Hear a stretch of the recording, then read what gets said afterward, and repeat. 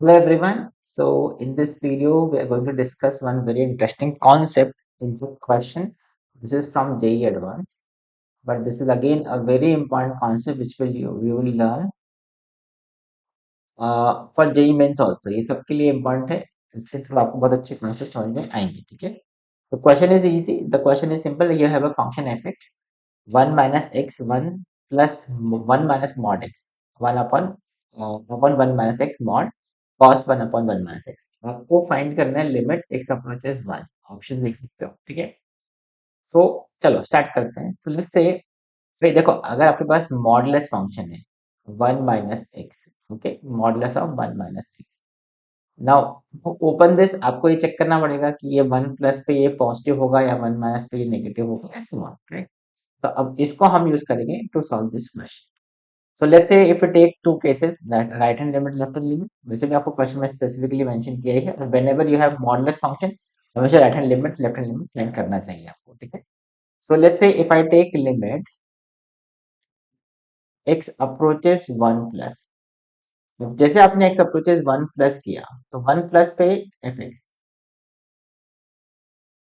That is right hand limit. अब limit x approaches 1 plus आप करेंगे तो you see ये जो 1 माइनस एक्स होगा, 1 माइनस एक्स मॉडुलस, ठीक है?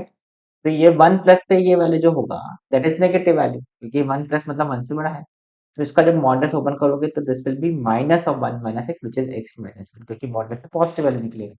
So this will become 1 minus x 1 plus x minus 1 upon ये हो जाएगा आपका x minus 1 and this is cos of 1 upon 1 minus x. तो भी हमने सिर्फ मॉडुलस को simplify. Now you see if I simplify this, इसको आप थोड़ा सिंप्लीफाई करें, limit x approaches this is 1 plus, और यहाँ पे हो जाएगा आपका ये 1 1 cancel, this is 1 minus x square upon x minus 1 cos of 1 upon 1 minus x. ये आपके पास एक्सप्रेशन बनेगा, ठीक है? नाउ इसको थोड़ा और सिंप्लीफाई कर सकते हैं. This is limit x approaches 1 plus, यहाँ से 1 माइनस एक्स 1 प्लस एक्स का फैक्टर कॉमन जो आपको मिलेगा कैंसिल कर दो. So this will become minus of 1 plus x into cos 1 upon 1 minus. अब ध्यान से देखें, तो अगर x अप्रोचेस 1 है, 1 प्लस है, राइट? तो ये वैल्यू तो अब फाइनाइट हो गया, this is equal to minus 2, और ये यहाँ पे ध्यान से देखोगे तो this will become cos of 1 by 0 plus 1 by 0 minus. तो ये जो वैल्यू है cos of infinity minus infinity का अप्रोच का cos, ये तो है -2 इंटू ये जो वैल्यू होगा दिस विल ऑसिलेट, ये हमेशा एक ऑसिलेटिंग वैल्यू बनेगा -1 से 1 के बीच में. इसका कोई वैल्यू नहीं है because cos infinity cos minus infinity क्या है, वी डोंट नो. ऑसिलेट करेगा वो कोई भी वैल्यू -1 से 1 के बीच में हो सकता है. So this is an oscillating limit, oscillating limit.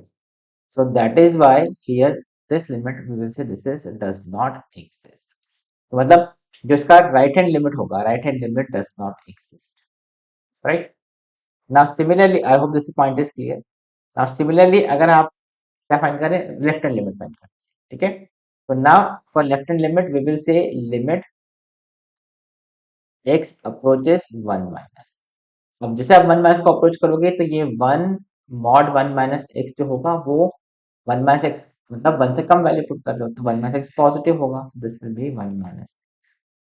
So now ये जो फंक्शन, ये जो लिमिट होगा this will B limit x approaches 1 minus and this is 1 minus x, और इसको तो वैसे ओपन करेंगे, this is 1 plus 1 minus upon 1 minus x, और ये हो जाएगा आपका cos of 1 upon 1 minus x.